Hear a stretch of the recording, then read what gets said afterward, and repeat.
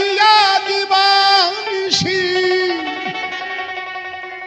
ওরে তার লাগিয়া দিবানিশি ঝরে আমার চোখের জল কাজলা কাজলা কালো বন্ধু আমার আসবে কবে কালো বন্ধু আমার আসবে কবে ও সখী তার লাগিয়া দিবানিশি তার লাগিয়া দিবানিশি ঝরে আমার চোখের জল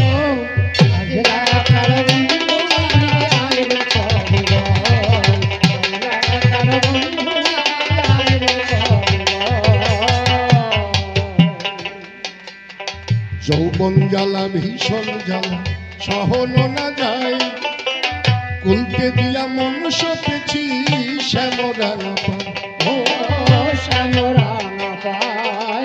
যৌবন জ্বালা ভীষণ জ্বালা সহনো না যায় কুলকে দিয়া মন সপেছি শ্যামরা না পায়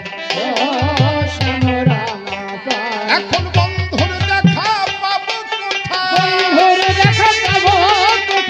বন্ধুর দেখা পাবো কোথায় মন চিত্ত সদা চঞ্চল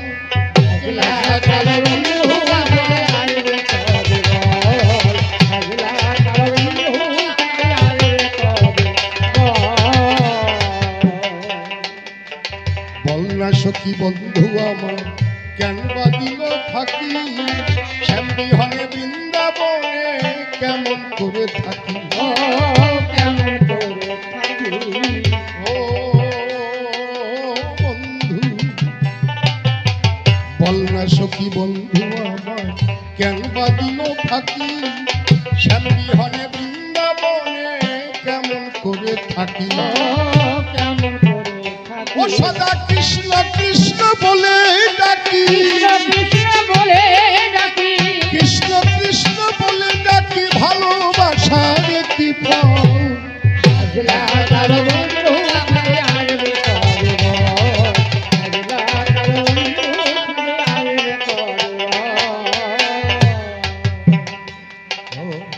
বিরোহী পরাণ মানে না বারণ তোমার বিনে সুখ চাহে না চাহে যে মরণ চাহে যে মরণ বিরোহী পরাণ মানে না বারণ তোমার বিনে সুখ চাহে না চাহে যে মরণ চাহে যে মরণ এখন ঘটিল বিষম জ্বালাতন ঘটিল বিষম জ্বালাতন এদে হোনা হয় শীতল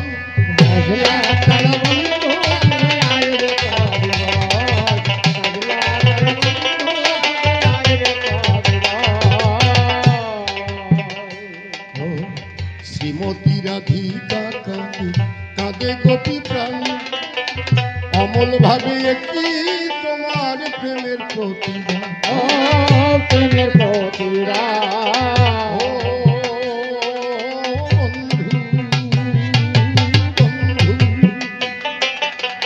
শ্রীমতী রাধিকা কাঁদে কাঁদে গোপী প্রাণ অমল ভাবে একই তোমার প্রেমের প্রতিভা প্রেমের প্রতিভা তুমি ফিরে এসো তোদের পড়া ফিরে এসো তোদের পড়া ফিরে এসো তোদের পড়ার বাঁশির কিশোর শতদল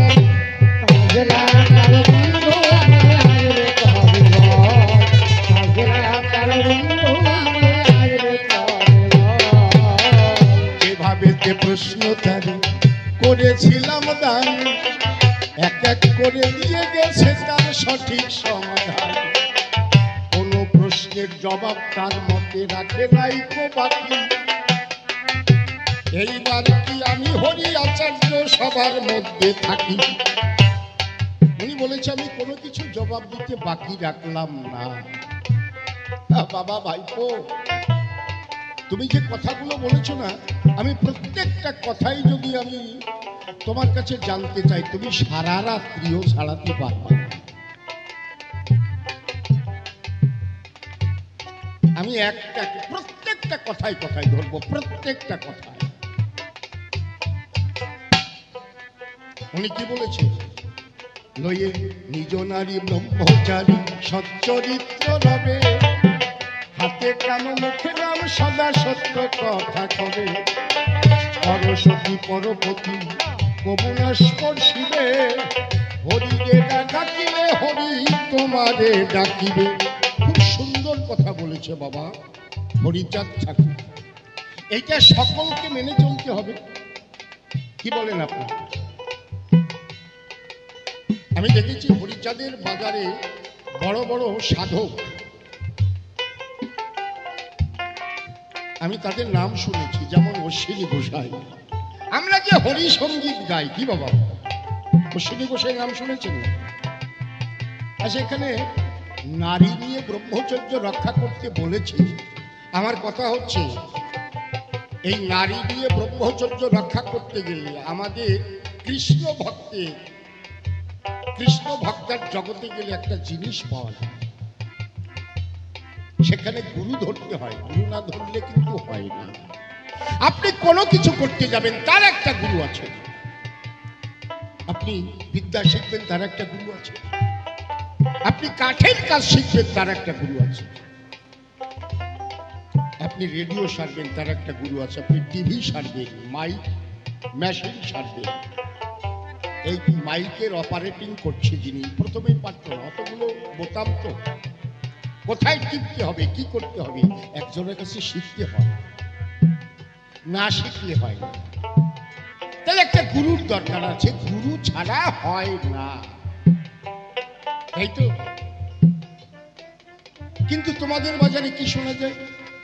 মতুয়াদের একই গুরু, ভিন্ন গুরু নাই, সেই গুরু হচ্ছে দেখো হরি ক্ষীরোৎসাই। মতুয়াদের এক গুরু, ভিন্ন গুরু নাই, সেই গুরু হচ্ছে হরি ক্ষীরোৎসাই। একটু আলোচনাটা আস্তে আস্তে ওপরের দিকে যাচ্ছে, নিচে যাবে না, তাই তো? তাহলে আমার কথা হচ্ছে, মতুয়ার বাজারে যদি গুরুগিরি না থাকে, যদি একই গুরু থাকে হরিচাঁদ ঠাকুর, বাবা চেষ্টা করলে হয়তো কোনো কোনো ভক্ত ভাগ্যবান, সে হরি ঠাকুরকে দেখতে পারে, ডেকে ডেকে কাছে আনতে পারে, আমি বিশ্বাস করছি। কিন্তু সবাই তো পারবে না। হাজার হাজার লক্ষ লক্ষ মতুয়া, তারা নারী নিয়ে ব্রহ্মচর্য রক্ষা করবে, গুরু না ধরে কি সেটা কি করে সম্ভব? বাবা হরিবল, তুমি বিদ্যালয়ে গেলে ইংরেজি শিখতে পারবে, বাংলা শিখতে পারবে, ভূগোল শিখতে পারবে, বহু জ্ঞানে তুমি জ্ঞানী হবে, কিন্তু তোমার দেহের মধ্যে কোথায় কি আছে যদি তুমি সদ্গুরু না ধরো, তাহলে কি করে জানবে গো? এই যে মানব দেহ কর নিরীক্ষণ, চতুর্বিংশে তত্ত্বে ইহা হয়েছে গঠন। এই মানব দেহটার মধ্যে কোথায় কি আছে? আপনি একজন বড় ডাক্তার, এমবিবিএস ডাক্তার এবং সার্জন, অপারেশন করেন। আপনাকে যদি বলি দেহের মধ্যে এমন কিছু জিনিস আছে, আপনি অপারেশন করে দেখান, পারবেন? আমি যা যা বলছি দেখবেন তো এটা পারে কিনা। এই যে মানব দেহ কর নিরীক্ষণ, চতুর্বিংশে তত্ত্বে ইহা হয়েছে গঠন। সহস্রের পদ্মে হয় সহস্রেরই দল, মধ্যে আত্মারামেশ্বর গোলক মণ্ডল।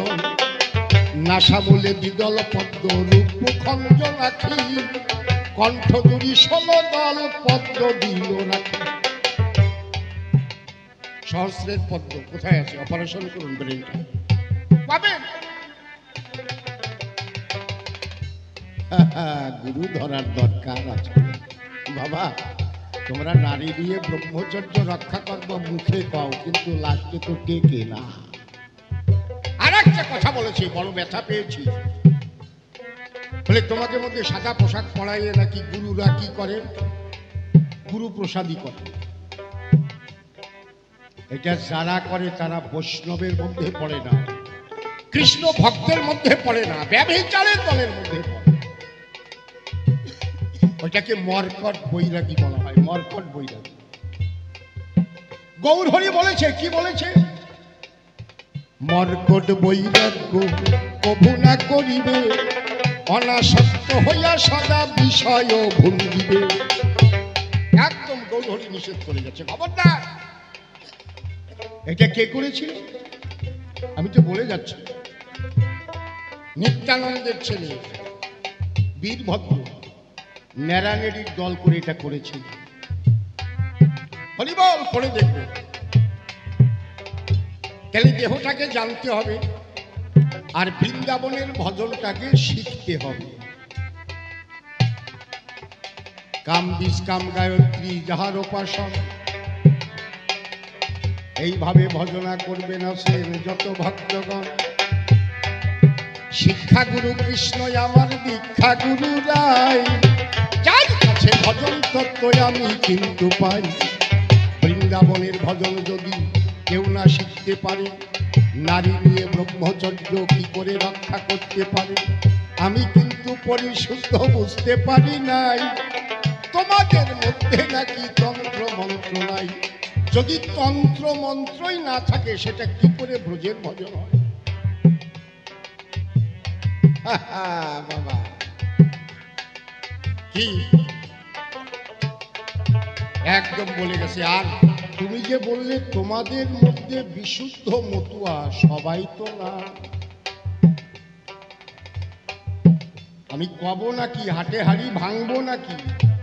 ছাগলের মতো চেহারা দেখা বটে যায়, তাদের কাছে মতুয়ারা দৌড়াইয়ে যায়, নাম নেয়, ওতে অধপতনে যাবে, ঠাকুরের কাছে যাওয়া লাগবে। হ্যাঁ, আমাদের বৈষ্ণব সমাজে আছে, আমি মেনে নিচ্ছি, আমি সেইগুলোকে পাত্তা দিই না।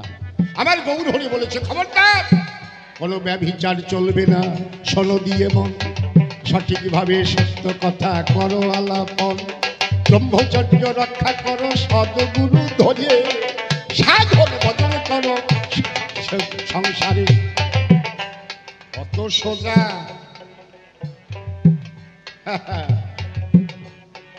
আরে উদ্ভূত কইয়ে দিলে, ওরে কপাল রে।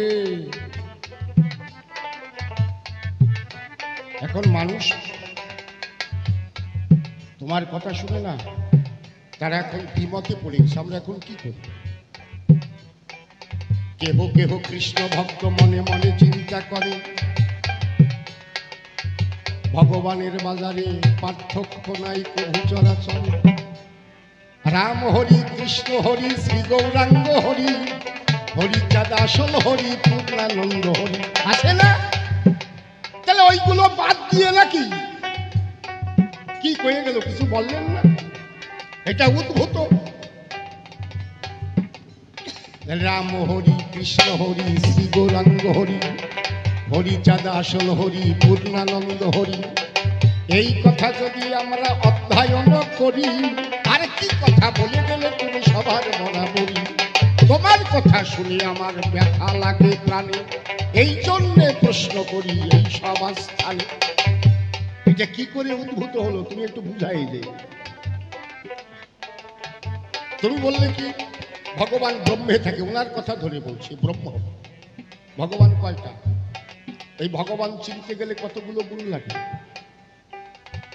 কি আপনারা খুব শুনবেন, উনি যেটা বলে গেল আমি সেখানে দাঁড়িয়ে দুটো কথা বলবো, অন্য প্রশ্নের মধ্যে যাব না। তারপরে আর একটা কব, মনে পড়িয়ে গেছে, গুরুচাঁদ ঠাকুরের খুব সুন্দর আলোচনা, আমি এখানে হাত তুলে দিয়েছি, এখানে আমি সারেন্ডার করলাম। কিন্তু আর একটা প্রশ্ন যে আমার জাগে, গুরুচাঁদ সম্পর্কে খুব সুন্দর আলোচনা করেছে, যার জন্য তিনি জাতির জনক প্রতীক পাব, শিক্ষাবিদ, একাধারে ভগবান, মেনে নিলাম। কিন্তু আমার কথা হচ্ছে, ভারতবর্ষে বহুদিন ধরে ইংরেজরা শাসন করেছিল, করেনি? ভারতবর্ষের মানুষ অতিষ্ঠ হয়ে গেছে। এখন ভারতবর্ষ বুঝতে পারলো আমরা স্বদেশী আন্দোলন করব, আমাদের দেশের জিনিস আমরা ব্যবহার করব, বিদেশি জিনিস আমরা বয়কট করব। তখন গান্ধীজি সিআর দাসের কাছে একটা চিঠি লিখে বাবা গুরুচাঁদের কাছে দিয়েছিল, গুরুচাঁদ, এই স্বদেশী আন্দোলনে তুমি যোগ দাও। কথা হচ্ছে, খুব ভালো কথা প্রস্তাব দিয়েছে, চিঠি দিয়েছে, কিন্তু গুরুচাঁদ ঠাকুর সেই স্বদেশী আন্দোলনে যোগ দিল না কেন? তিনি কি বিদেশি জিনিস ভালোবাসেন এই বলে যোগ দিলেন না? না, ওনার মধ্যে কোনো ব্যথা লুকিয়ে আছে। তুমি আমার কথা নিও, আমাকে এই জায়গায় একটু পরিশুদ্ধ জবাব দিয়ে বোঝাইয়ে দিও, আমি আর কিছু জানার দরকার নাই। তাছাড়া যা বলেছে তোমার চরণে আমি বড় হলেও কোটি কোটি প্রণাম জানাই, ভালো কইছো। কিন্তু 1 কুইন্টাল দুধের মধ্যে যদি 1 ফোঁটা গোসনা পড়ে, খারাপ হয়ে যায়। তাহলে গুরুচাঁদ ঠাকুর যদি স্বদেশী আন্দোলনে যোগ দিত, তাহলে আর গোসনাটা পড়ত না। হরি বল হরি বল, যাক চলে বেশি বলে নাই প্রয়োজন, আমার মতো ভাব এখানে করলাম সমাপন। ভাইপো তুমি সবাই এসে আমার কথা লবে, সুন্দর সুন্দর কথা বলে ভক্তদের আনন্দ দেবে। ওরে সিটে গুলো উড়িয়ে গেছে, ধানগুলো পড়িয়ে নয়, এরা প্রকৃত ভক্ত ভক্তা প্রণাম করলাম এদের। চাক চলে বেশি বলে নাই প্রয়োজন, আমার মতো ভাব আমি তোর সম্বোধন। এরপরে ভাইপো আমার সভাতে আসিবে, তার ভাবের কথাগুলি তুলিয়া বলিবে। দেখি এসে কোনভাবে কোন কথা কয়, কোনভাবে গাই তার পানি করতে। আমি কেন অযথা বলতে যাবো, বেশি বেশি বলেছে হয়তো হবে, বেশি এই জন্য বেশি কথা বলা ছেড়ে দিয়েছে। এই পর্যন্ত আমার পালা শান্ত হয়ে গেল। যার যার ইষ্ট দেবতা প্রেমানন্দে বদল অনুষ্ঠান। হরি হরি বল, হরি বল, হরি বল, হরি বল।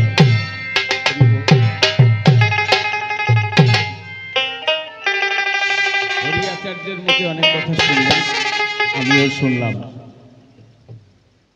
এইবার তার প্রত্যেকটা পয়েন্টে পয়েন্টে আমি জয়েন্ট দিয়ে দেব, আপনারা বসে থাকেন। আগে অনুরোধের গান আছে। এই পাগলি, এমা বয় এখানে বসে পড়। আচ্ছা তাই যা, ওই সামনে যা, ওই সামনে গিয়ে বসে পড়ো, যাও। হরি বল। হ্যাঁ দাও, বাড়ি দাও।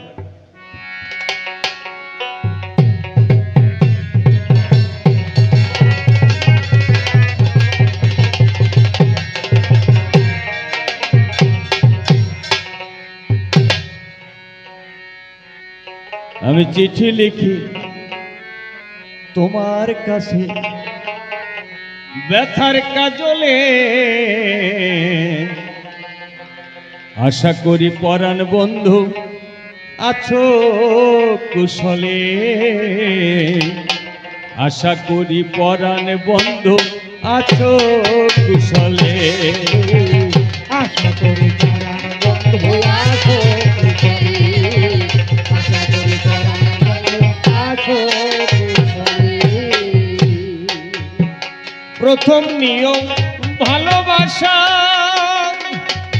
ও বন্ধু বুঝিও মন মনের ভাষা। প্রথম নিয়ম ভালোবাসা, বুঝিও মন মনের ভাষা। আমার গোপন আশা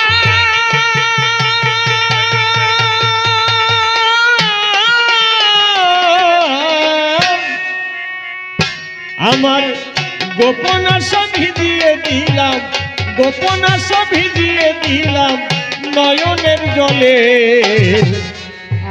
আশা করি পরাণ বন্ধু আছো কুশলে। আশা করি পরাণ বন্ধু আছো কুশলে। বন্ধু যে বাসরে বসি হাতে মিলাইলে হাত, ফুটালে মোর মনের বনে প্রেমের পারিজাত। বন্ধু যে বাসরে, বন্ধু যে বাসরে বসি হাতে মিলাইলে হাত, ফুটালে মোর মনের বনে প্রেমের পারিজাত। সে বাসরে শূন্য হিয়া, ও বন্ধু বসে আছে আছি পথ চাহিয়া দশরাজ শূন্য হিয়া আমি বসে আছি পথ চাহিয়া কান্দে মন পাপিয়া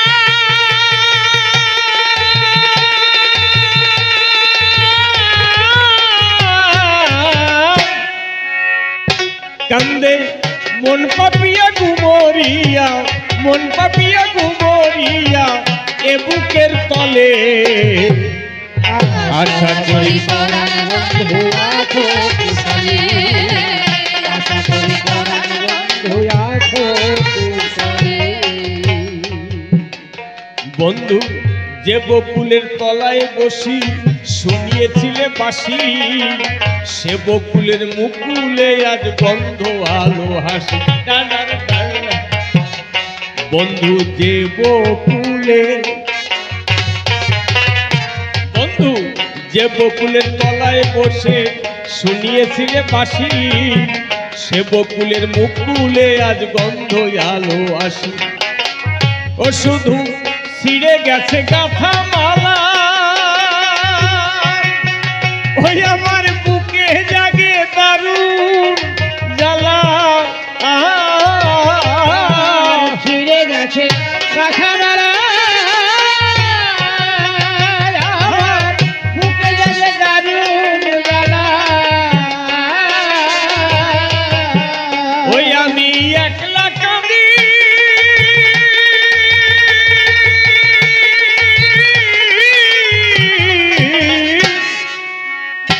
আমি একলা কাঁদি কুলোবালা একলা কাঁদি কুলোবালা বসে বিরলে আশা করি পরাণ বন্ধু আছো কুশলী আশা করি পরাণ বন্ধু আছো কুশলী বন্ধু কি যে লিখে কি যে বাকি পাই না খুঁজিয়া না বন্ধু ভুলে যাওয়া বন্ধু বন্ধু ভুলে যাওয়া পথটি ধরে ভুল করে এসে পারো যদি দেখে যেও দিবসের শেষে বন্ধু ভুলে যাওয়া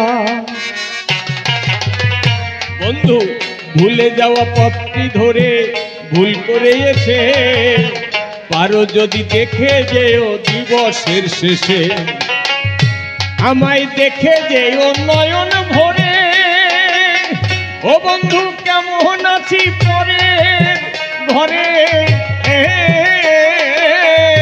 বন্ধু কেমন আছি পরের ঘরে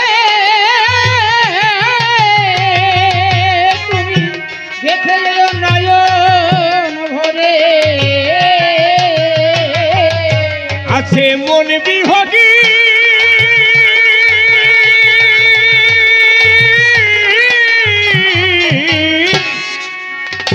আছে মন বিহগী কেমন করে মন বিহগী কেমন করে বাধা শিকলে আশা করি পরাণ বন্ধু আছো কুশলী আশা করি পরাণ বন্ধু আছো বন্ধু কি যে লিখি কি যে বাকি পাই না খুঁজিয়া অবলা না বলা কথা নিও বুঝিয়া বন্ধু কি যে লিখি বন্ধু কি যে লিখি কি যে বাকি পাই না খুঁজিয়া অবলা না বলা কথা নিও বুঝিয়া চিঠি আমার করিতি ও তুমি বুঝিও মোর মনের প্রীতি আর চিঠি আমি করিতি বন্ধু বুঝিও মোর মনের প্রীতি ওই দিন রসিক বলে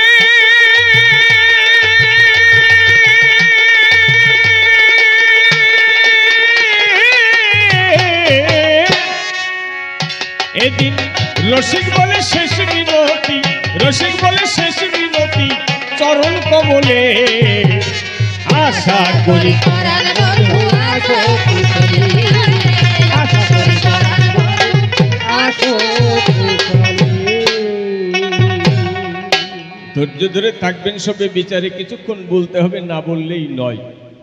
আমি যে আলোচনা করেছিলাম সবার হেতা ওই কপাল পোড়া তা বুঝতেই পারে নাই, এই জন্য উল্টো পাল্টা কথা বলে সবার মধ্যে গেছে চলে। আপনারা জ্ঞানী দলে করেছেন শ্রবণ, আমার মনে আছে ভাবো তার প্রত্যেকটা কথা ধরে এই আসলে পুনর্বার আমি জবাব দেব।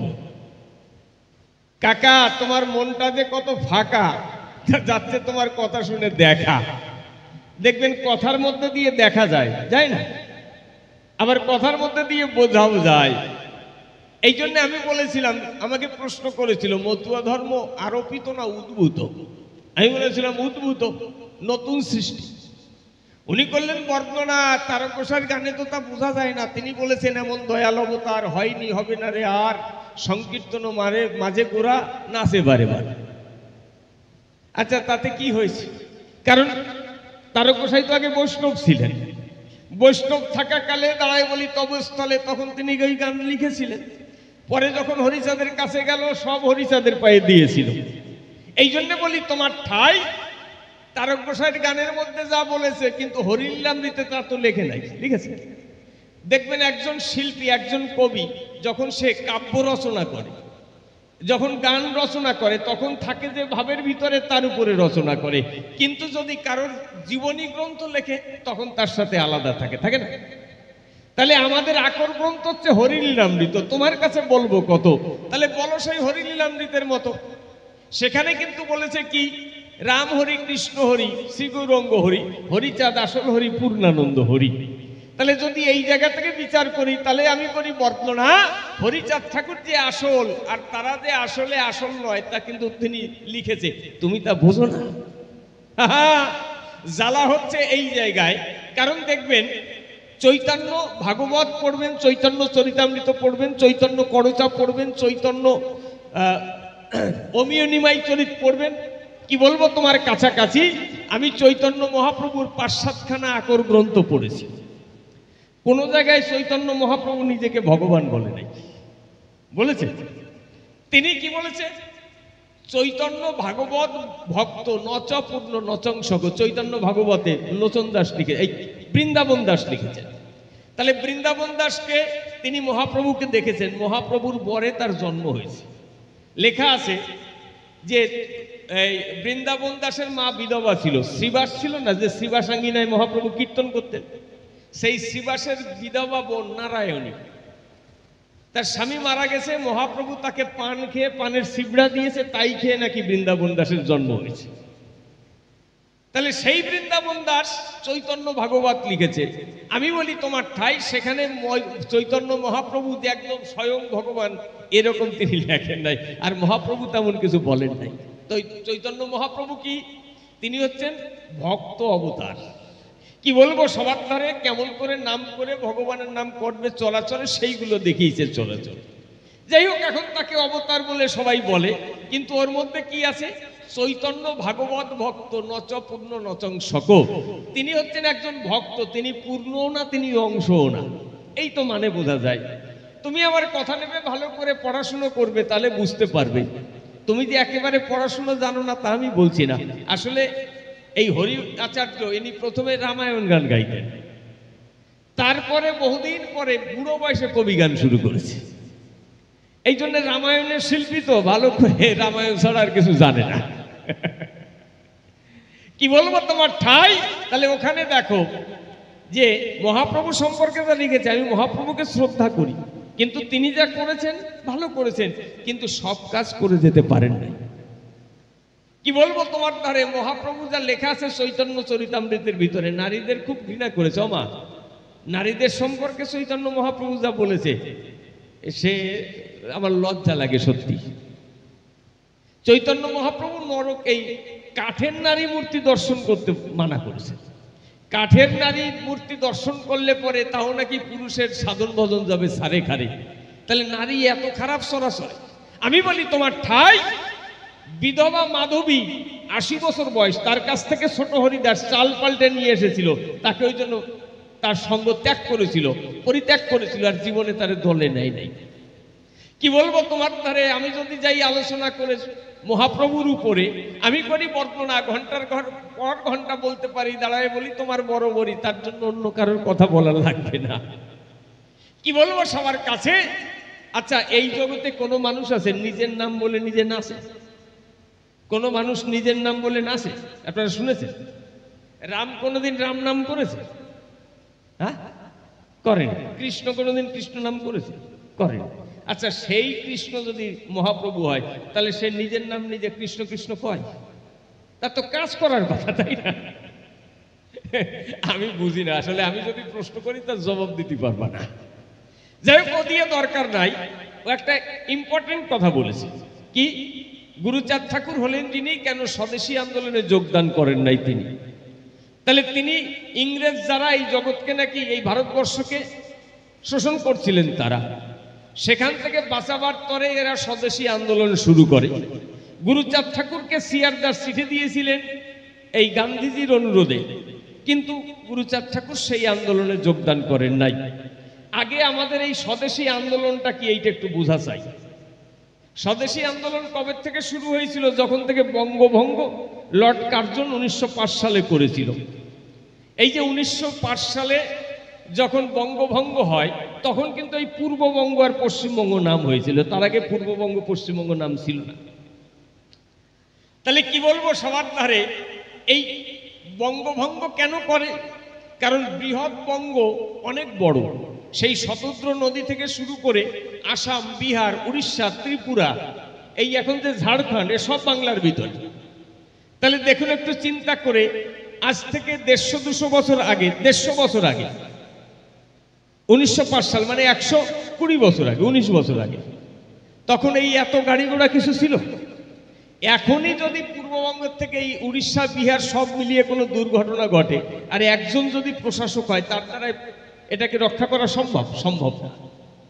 কারণ 1865 সালে একবার দুর্যোগ হয়েছিল, বিহারে ভূমিকম্প হয়েছিল, ঝড় বৃষ্টি হয়েছিল, তখন যে ক্ষতি হয়েছিল, তখন প্রশাসক তো কলকাতায় থাকতো, তার পক্ষে এইটাকে রক্ষা করা বা সেখানে ত্রাণ পৌঁছে দেওয়ার সমস্যা হয়েছিল।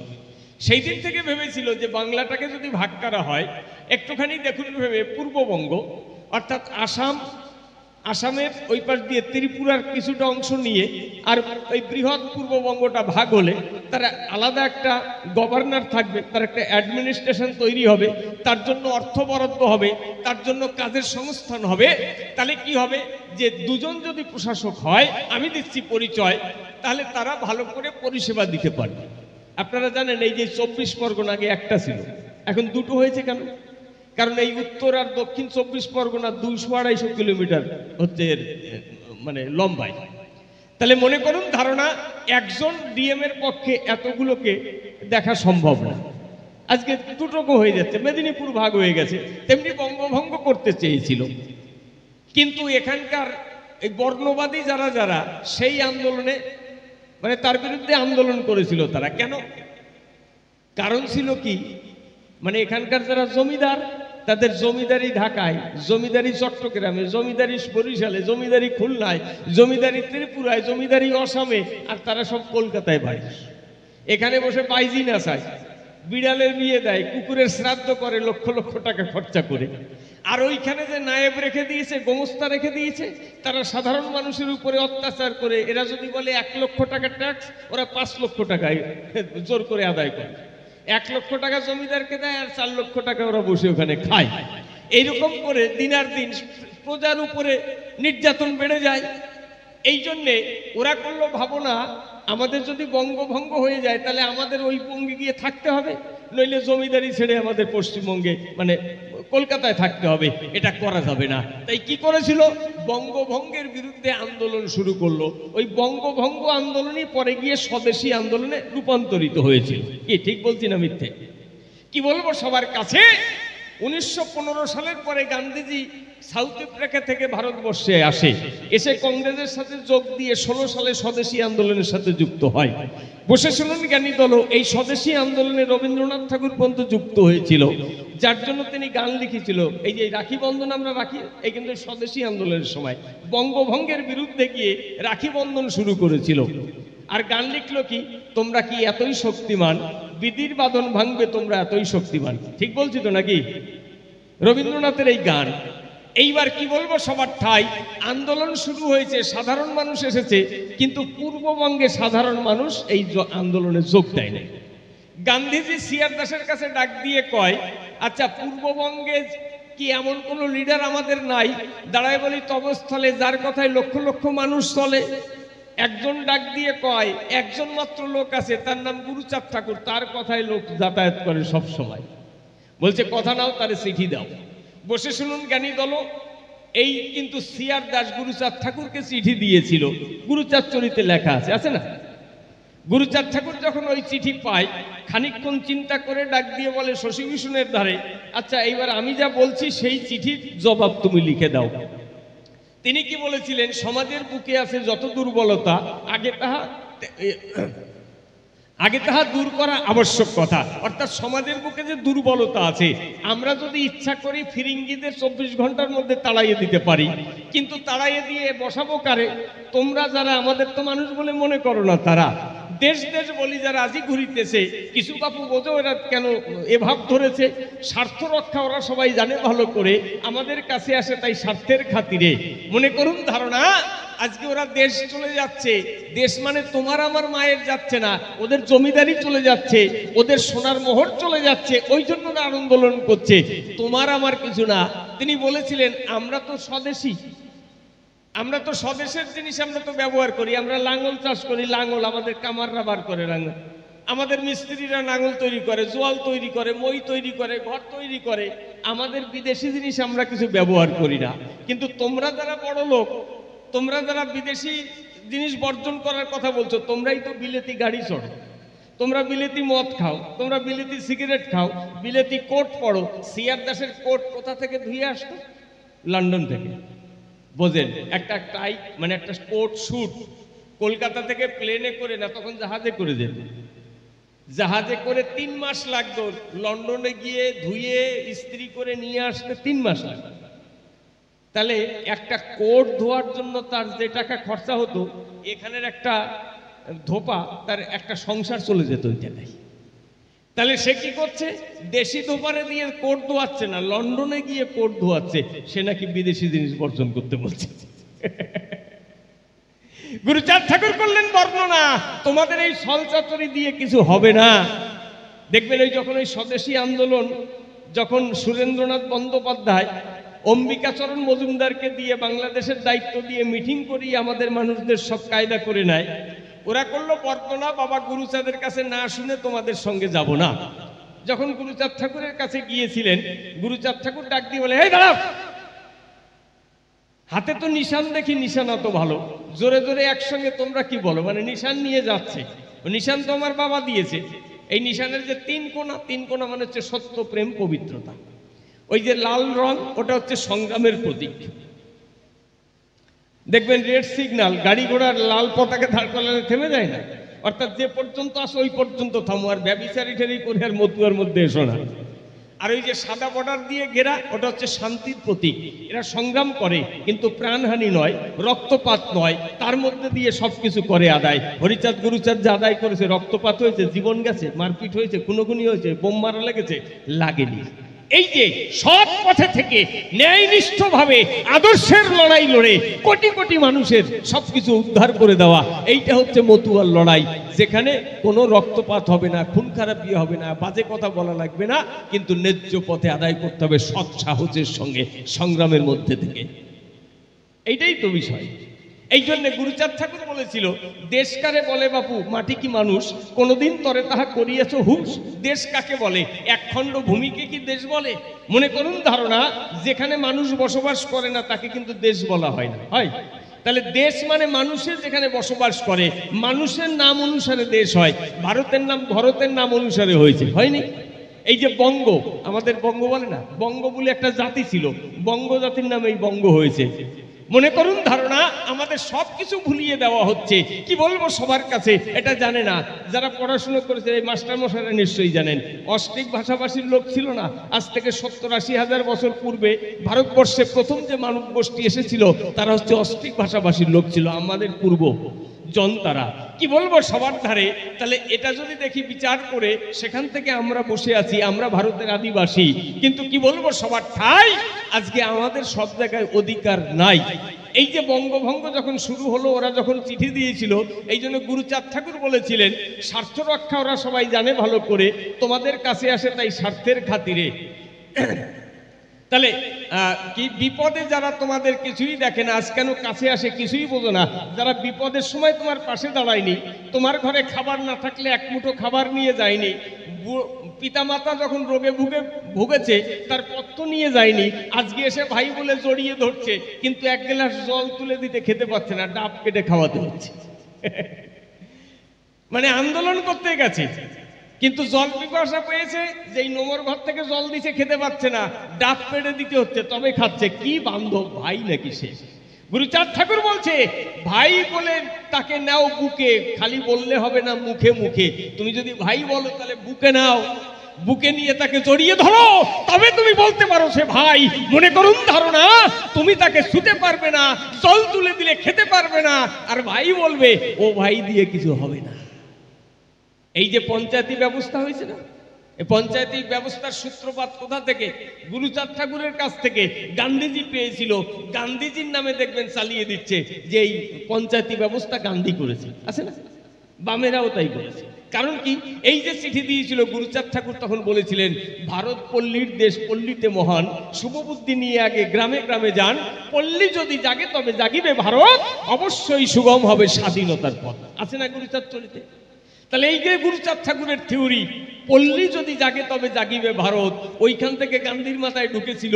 কিন্তু কি বলবো সবার ঠাই আমার গুরুচাঁদের কথা তারা স্বীকার পর্যন্ত করতে পারে নাই। এই জন্য গুরুচাঁদ ঠাকুর যা করেছে ভালো করেছে, তোমরা যারা বোঝো না তারা। কারণ গুরুচাঁদ ঠাকুর যদি সেই সময় ওই পথে যেত, আমাদের সমাজটা ডুবে যেত। কারণ কাদের উপরে ভার দেবে? হ্যাঁ, আজকে ইংরেজরা এই দেশে এসেছিল বলে আমরা লেখাপড়ার সুযোগ পেয়েছি, নইলে পেয়েছি? চৈতন্য মহাপ্রভু টোল খুলেছিল, টোল মানে স্কুল, আজকের ভাষায় স্কুল। সেখানে ব্রাহ্মণ ছাড়া কেউ পড়তে পেরেছিল? একটা বই পড়িয়ে দেখাতে পারবে যে মহাপ্রভু কোনোদিন কোনো ব্রাহ্মণের ছেলেকে ছাড়া লেখাপড়া শিখিয়েছে? নাই।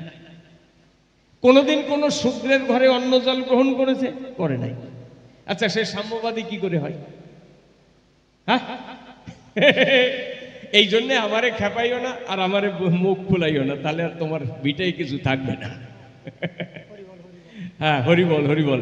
এবার আর একটা গান গাই, তেমন তো আর কিছু বলতে পারে নাই, আর এই কজন লোক আছে গল্প বলার দরকারও নাই, যদি যাবিও পার গানটা বার করো। আমার তো গান মুখস্থ নেই, আমি হরিসঙ্গীত তো গাই না, দেখে দেখে গাইবো, ঠিক আছে?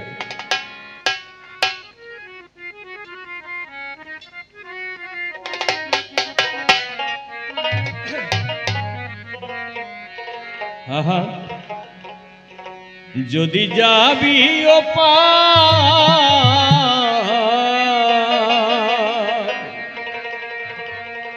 কর শ্রী গুরু কান্ডারি, হরি নামের তরি,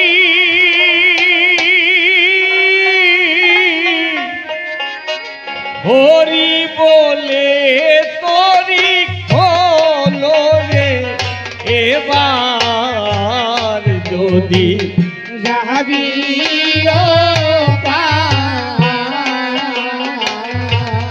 করো শ্রী গুরু কান্ডারি, হরি নামের তরি, হরি বলে তরি খোলো রে, এবার যদি যাবি ও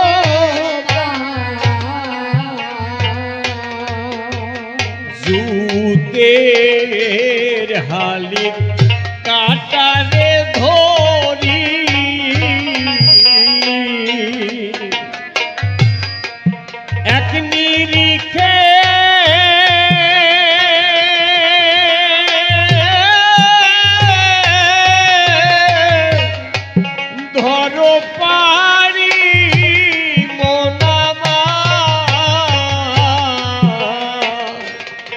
হায়রে হইতে হালে কাটা ধরি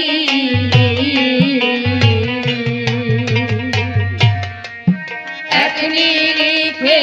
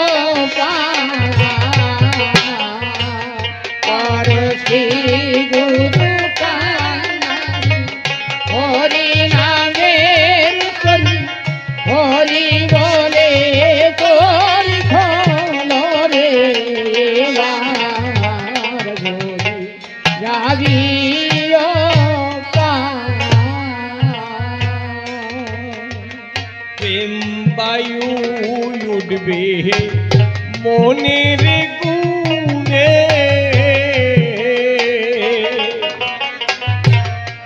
ভক্তি বাদা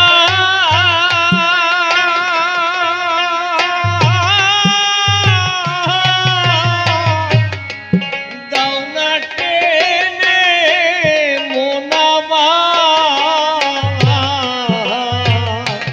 হায়রে প্রেম বায়ু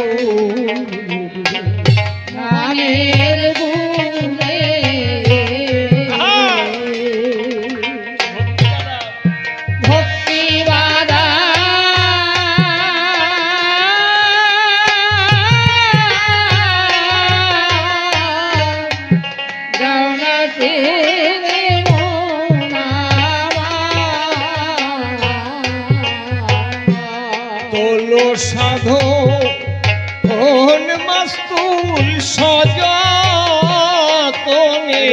সাধো মাস্তুল সযতনে তোলো সাধো মাস্তুল সযতনে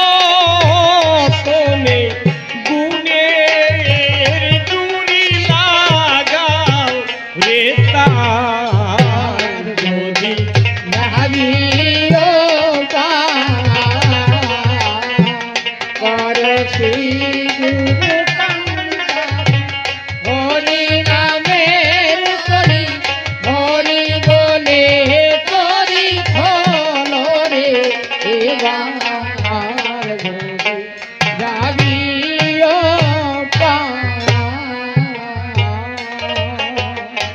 আসলে এই যে গান অশ্বিনী গোসাই লিখেছেন, যদি যাবি ও পার, তাহলে এটা কোন পার? মতুয়াদের তো ওপারের সাধনা নেই, অর্থাৎ স্বর্গে যাওয়ার ব্যাপার নেই, গোলকে যাওয়ার ব্যাপার নেই, ভব নদী পার হওয়ার ব্যাপার নেই, আছে না? দেখবেন মানুষ মারা গেলে পুরোহিত এসে বলে তোর বাবা ভব নদী পার হবে, গরু দান কর, তা নাহলে তোর বাবা পার হতে পারবে না। তা গরু দান করবেন, আপনার বাবা পার হলো কিনা তা দরকার নাই, কিন্তু পুরোহিতের বাড়ি দুধ খাওয়ার ব্যবস্থা হবে। একটা ঘটনা, আমি একবার 13 সালে বাংলাদেশে গিয়েছিলাম গান গাইতে। তা গিয়ে শুনলাম বরিশালের একটা ঘটনা, একজনের বাবা মারা গেছে, তা সে একটু সরল সোজা টাইপের, তাই যে খাট আলমারি সোনা দানা গাছ অমুক তমুক সবরা বলে না, তোর বাবা কোন খাটে শুতো সেইটা দে, বাউন্ডে দিলে ওর বাবা স্বর্গে বসে শোবে, কোলবালিশ লেপ তোষক সবকিছু দিয়েছি। এখন বলছি আরে বৈতরণী পার হবে, গরু লাগবে।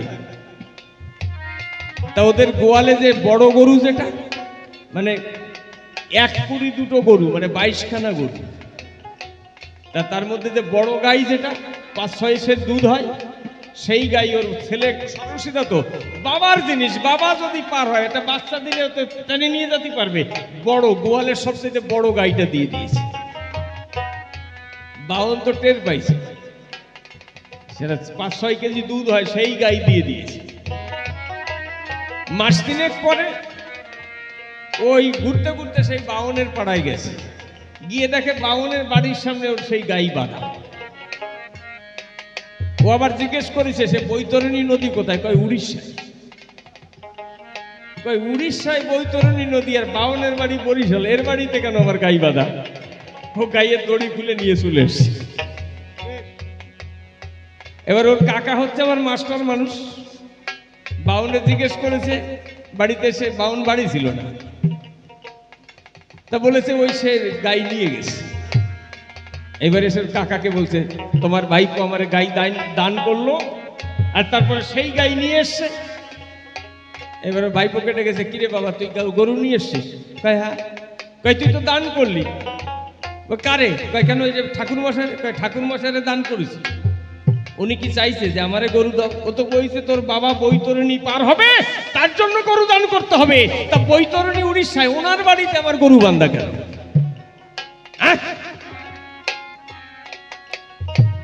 ওনারে কি আমি গরু দিয়েছি নাকি? সরল সোজা মানুষ, অত সহজ না। সব জায়গায় মাতব্বরি ঘাটে না। তাহলে এই যে এপার ওপার, এটা মতুয়াদের নেই। তাহলে অশ্বিনী গোসাই লিখলেন যদি যাবি ওপার, কর শ্রীগুরু কান্ডারি হরিনামের তরি, হরি বলে তরি খোলো রে এবার যদি যাবি ওপার। এটা কোন পার? মতুয়ার এক গুরু, ভিন্ন গুরু নাই, মতুয়ার গুরু হরি ক্ষীরোদের সাই। তাহলে সেই হরির দেশে যেতে হবে। হরির দেশে যেতে গেলে ওপার মানে কি? সেটা হচ্ছে আনন্দের জায়গা, সত্য প্রেম পবিত্রতা। তাহলে যতদিন থাকবে আমার কাম কামনা অজ্ঞানতা, আমি পারবো যেতে? তাহলে ওপারে মানে কি? তুমি তোমার এই অজ্ঞানতার দেশ ছেড়ে দিয়ে, কামনার দেশ ছেড়ে দিয়ে, হিংসার দেশ ছেড়ে দিয়ে প্রেমের দেশে পদার্পণ করো, হরির দেশে পদার্পণ করো। তাই বলছে যদি যাবি ওপার, করো শ্রীগুরু কান্ডারি, অর্থাৎ হরিচাঁদ ঠাকুরকে কান্ডারি করো। তিনি একমাত্র তোমাকে সেই আনন্দের সন্ধান দিতে পারে। মরে মরে স্বর্গে যাওয়ার গান না। অনেকে বলে স্বর্গ নাই, তা এটা গান লিখেছে কেন? অনেকে মানেই বোঝে না। কত সুন্দর কথা বলছে, কি প্রেম বায়ু উঠবে মনের গুণে, ভক্তি বাদাম দেওরে টেনে। এই ভক্তিবাদ না, কিন্তু ভক্তিবাদ, ভাববাদ, গুরুবাদ, এই কোনো বাদ আমাদের মতুয়াদের মধ্যে নেই, কিন্তু ভাব আছে, প্রেম আছে, ভক্তি আছে, শ্রদ্ধা আছে, সম্মান আছে, আছে না? তাহলে তোমার এই ভাব কখন উঠবে? যখন ভক্তি বাদাম টেনে দেবে। নির্মলতা কমলতা চিত্তে নিয়ে মনটাকে পবিত্র করে পরিষ্কার ভাবে যখন সমস্ত মানুষের চরণে নিজেকে আত্মবলিদান দিতে পারবে, সেই দিন তোমার ওপারে যাওয়া হবে।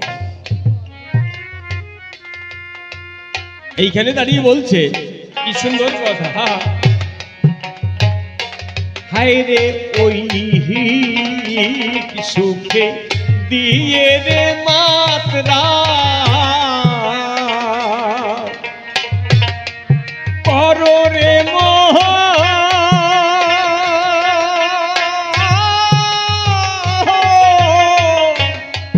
ভবযাত্রা মোনামা, হায় রে ওই সুখে দিয়া গো মাতা, করো রে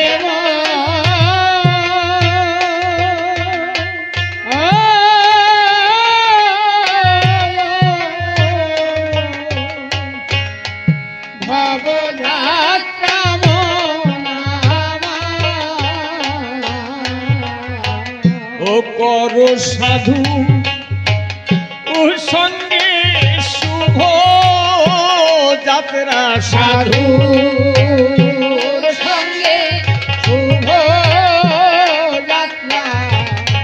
বড় সাধু সঙ্গে শুভ যাত্রা পাবি রে আনন্দ বাজার যদি যাহাবি ও করছি গুরু কান্দারি হরি নামের করি হরি বলে হরি খোলো রে দ্বার যদি যাবি ও এই সকালে ধরো রে পাড়ি সাধু মহাজন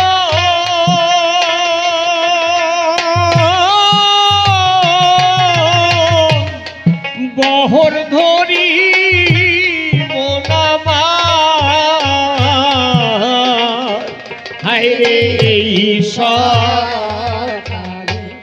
ঘরে পারি সাধু মহাজ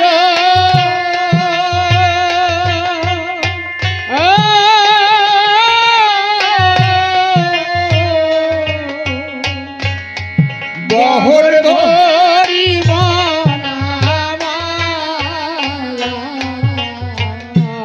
তবে অনায়াসে উঠবে পারি অনায়াসে উঠবে পারি তবে অনায়াসে উঠবে পারি জলের বাড়ি লাগবে নায়া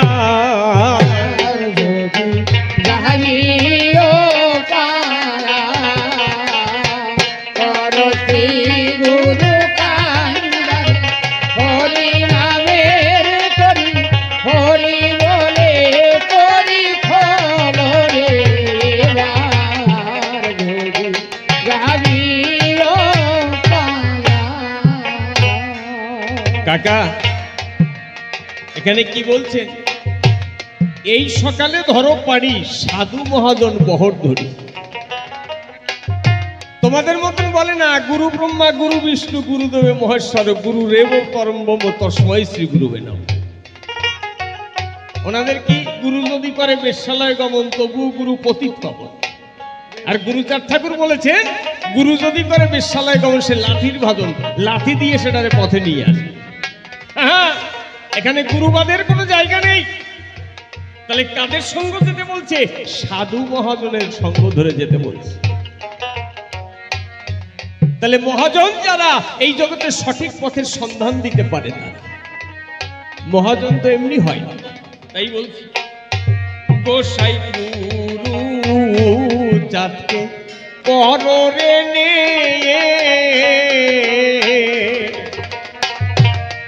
মহানন্দে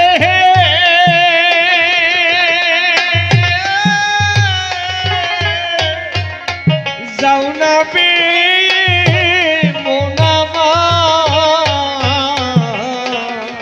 গোসাই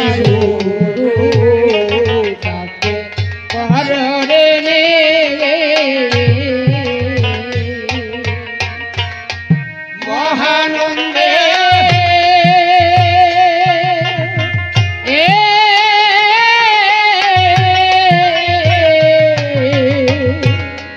যাও রে ভে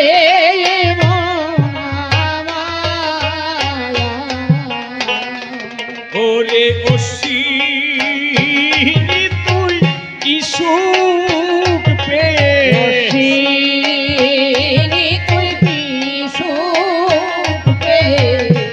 ওরে অশ্বিনী তুই কি সুখ পেয়ে ভুলে রলি ভবে এবার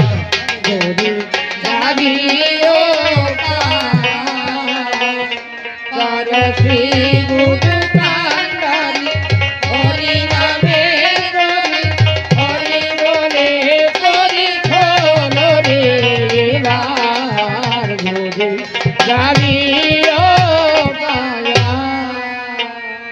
তবে ভিন্ন কথা বললে দরকার কিছু নাই। এইবারে তাকে ডেকে মিলন গীতি গাই, মিলনের মধ্যে দিয়ে মুখোমুখি হব, দুইজনে এইখানে লড়াই বাঁধাবো। যে কয়েকটি প্রশ্ন আমায় করেছিল দান, ধরে ধরে সবার মধ্যে দিলাম সমাধান, একটারও জবাব দিতে রাখি নাই বাকি। এই জন্যে অন্তরে হলাম আমি খুশি, দেখি এসে কোন কথা সেই জন কয়, কোন ভাবের ভাবধারা উঠাইয়ে লয়। তারপরে মনে মনে আসে আমার ভাবো, সঙ্গে সঙ্গে তার জবাব দেব। এইবার তাকে নিয়ে মিলন গীতি গাই, বসে বসে শ্রবণ করুন আপনারা সবাই। সঙ্গপনে তোমার শনে মনে মনে আমার মিলন, সঙ্গপনে তোমার সঙ্গে মনে মনে আমার মিলন। তুমি এসো এসো হরি আচার্য, দেখি তোমার আছে কিরকম ধৈর্য, সারা জীবন ধরে যে করো কার্য তাহার মধ্যে নাই কমন। সঙ্গপনে তোমার সঙ্গে মনে মনে আমার মিলন। আমার কথা শুনে কি তোমার আনন্দ হলো, নাকি মনে মনে খারাপ লাগিল? একটুখানি তাহা বলো তোমার মুখে করব শ্রবণ। সঙ্গপনে তোমার সঙ্গে মনে মনে আমার মিলন।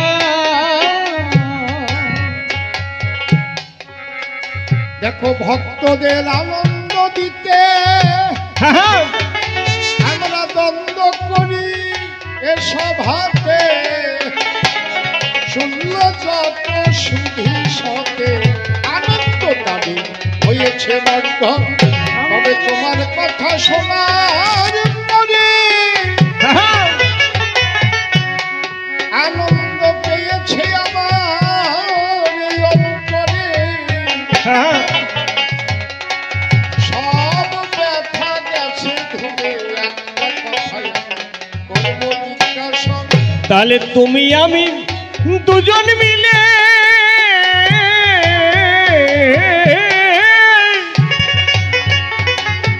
আমরা পাড়ায় পাড়ায় যাব চলে। ঠাকুর হরিচাঁদ গুরুচাঁদ কি করলেন আছে করব